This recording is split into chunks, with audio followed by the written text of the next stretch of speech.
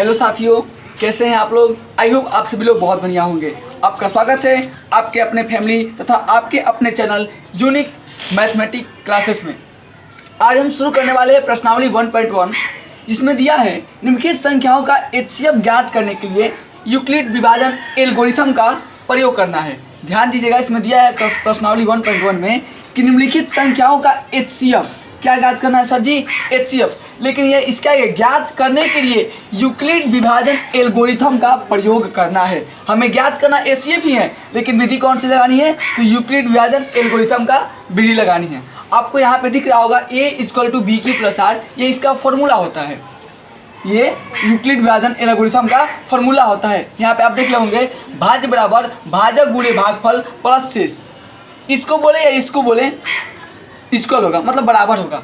अब मैं यहाँ पे आपको समझाऊँ भी, ए को डिनोट कैसे करते हैं, भाज्य से, बी को भाजक से, क्यू को भागफल से, और जो आर होता है ना उसको शेषफल से।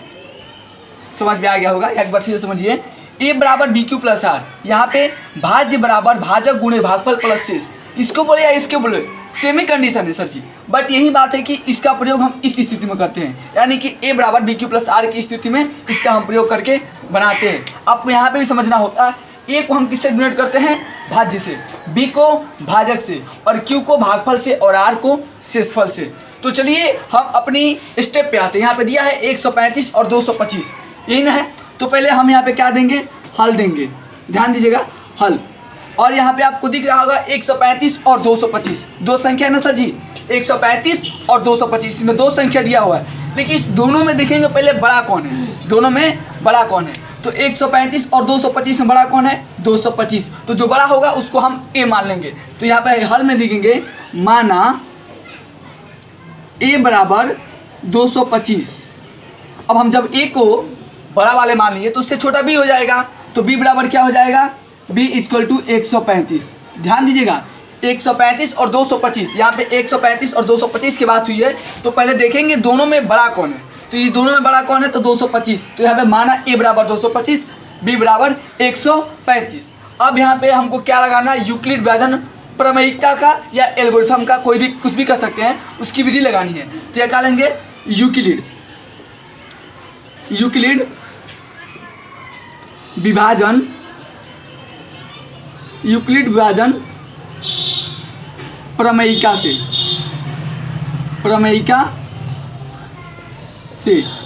अब फिर हम क्या करेंगे, अपना जो सूत्र है वहाँ पे बैठा देंगे। तो हमारा सूत्र क्या होता है, a = bq+r। तो यहाँ पे हम डाल देंगे a = bq+r।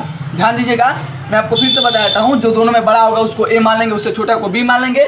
फिर यूक्लिड विभाजन प्रमेयिका से, यानी इसमें दिया है निम्नलिखित संख्याओं का एचसीएफ ज्ञात करने के लिए यूक्लिड विभाजन एल्गोरिथम का ना प्रयोग करना है सर जी। तो मैं यहाँ पर यूक्लिड विभाजन प्रमेयिका से, तो उसके बाद उसका सूत्र लगाएंगे। तो a बराबर bq+r। अब हम यहाँ पे a को क्या माने हैं, 225, यहाँ पे 225 डाल देंगे, इक्वल है तो इक्वल डाल देंगे, b का मान 135 है। अब फार्मूला के हिसाब से a और b का मान तो हमारा क्लियर हो गया, a बराबर 225 तथा b बराबर 135। और हमें q और r का मान निकालना है, q और r का मान निकालना है। तो हम यहाँ पे क्या करेंगे, भाग करेंगे ना। तो देखिए, अब मैं आपको बता देता हूँ, ये तो आप पढ़े ही होंगे, भाज्य, भाजक, भागफल, शेषफल, ये आपने पढ़ा होगा। तो मैं आपको यहाँ पे समझा देता हूँ। यहाँ पे हो जाएंगे 225, यानी कि ये हो जाएगा हमारा a, और ये हो जाएगा हमारा b, यानी कि 135। अब भाग देना तो सिंपली आप लोग को आता होगा, फिर भाग दीजिए। तो यहाँ पे हम एक मर्त में इसको ले आते हैं, 135। समझ में आ गया। अब फिर हमको यहाँ पे माइनस के चिन्ह हटाते हैं। तो 5 में से 5 जाए तो बचेंगे 0, और 22 में से 13 जाएंगे तो कितने बचेंगे, 9। यहाँ पे देखिए 90 आ गया। लेकिन हमको तब तक इस प्रक्रिया को करते रहना है जब तक 0 ना आ जाए। हमें तब तक इस प्रक्रिया करेंगे जब तक हमारा शेषफल 0 ना आए, और मैं तब तक हम लोग यूक्लिड विभाजन प्रमेयिका का प्रयोग कर, जब तक r का मान 0 नहीं आएगा ना, जब तक r का मान 0 नहीं आएगा तब तक हम यूक्लिड विभाजन एल्गोरिथम का प्रयोग करते रहेंगे। चलिए हम यहाँ पे दिखा देते हैं। दो अचर पद के संख्या के बीच क्या छुपा रहता है सर जी, तो गुणा छुपा होता है। गुणा, q का मान क्या आया है सर जी, 1 आया है, 1। उसके बाद क्या है, प्लस, और r का मान कितना आया सर जी, 90। तो यहाँ पे हो गए 90। समझ में आ गया। चलिए अब बढ़ते हैं अगले कॉन्सेप्ट की ओर। फिर हम वही करेंगे।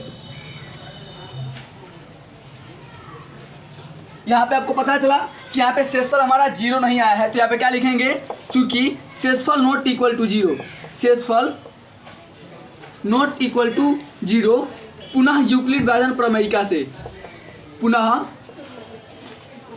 यूक्लिड विभाजन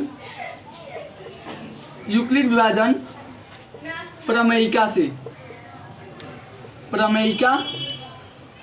प्रमेयिका से। अब फिर हम देखिए क्या करेंगे इस कॉन्सेप्ट में आएगा जो यहाँ पे। अब देखिए इसको, इसका तो लाइन क्लियर हो गया ना, अब बचा क्या ये, तो इसमें हम क्या करेंगे, जो सर जी बी का मान आता है सेकेंड चरण में, यानी कि दूसरे चरण में हम बी वाले को ए मान लेते हैं, तो ये हमारा बी होगा, बी हुआ तो हम इसको ए मान लेंगे, तो 135 हो गया। और जो ये है ना सर जी लास्ट, यानी जो आर का मान आता है हम उसको बी मान लेते हैं, यानी जो बी है उसको ए मान लेंगे और जो आर है उसको बी मान लेंगे, तो यहाँ पे 90 आ गया। फिर हम वहीं प्रक्रिया को फिर से दोहरा देंगे। फिर यहाँ पे जब हम भाग देंगे तो क्या हो जाएगा सर जी, 135 और इस साइड हो जाएंगे 90 हो जाएंगे सर जी। फिर हम भाग देंगे, तो आपको मैंने बताया था ना सर जी, किसको भागफल कहते हैं, किसको भाजक बोलते हैं, किसको शेषफल बोलते हैं, ये तो मैंने आपको कॉन्सेप्ट क्लियर कर दिया था।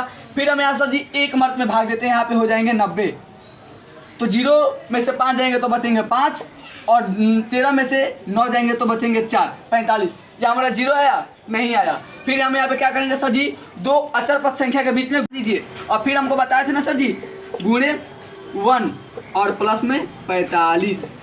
अब फिर से समझा दूं मैं, इसको सर जी क्या बोलते हैं, ए बोलते हैं, इसको बोलते हैं बी, इसको बोलते हैं क्यू और इसको बोलते हैं आर। यानी जो हमारा भाज्य होता है इसको ए से डिनोट करते हैं, जो हमारा भाजक होता है उसको बी से डिनोट करते हैं, जो हमारा भागफल होता है उसको क्यू से डिनोट करते हैं, और जो हमारा शेषफल होता है उसको सर जी हम आर से डिनोट करते हैं। और ठीक हमारे फॉर्मूला में वैसे ही है, A equal to B Q plus R. तो सर जी देखिए आपको बता दो बी क्यू यानी कि 2 अचर पद हैं, तो उसके बीच में गुणा छिपा होता है ना सर जी, तो इसलिए मैंने यहाँ पे गुणा दिया है। तो सर जी हमारा क्यू का मान यानी कि भाजक का मान क्या है, 1 आया है, तो मैंने 1 दे दिया। प्लस है तो प्लस, यहाँ पे प्लस है ना सर जी, यहाँ पे देखिए यहाँ पे प्लस है तो मैंने प्लस दे दिया।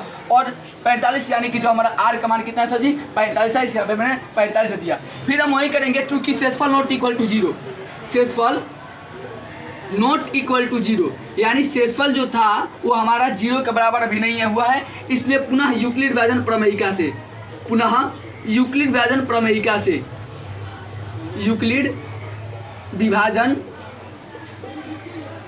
प्रमेयिका से, प्रमेयिका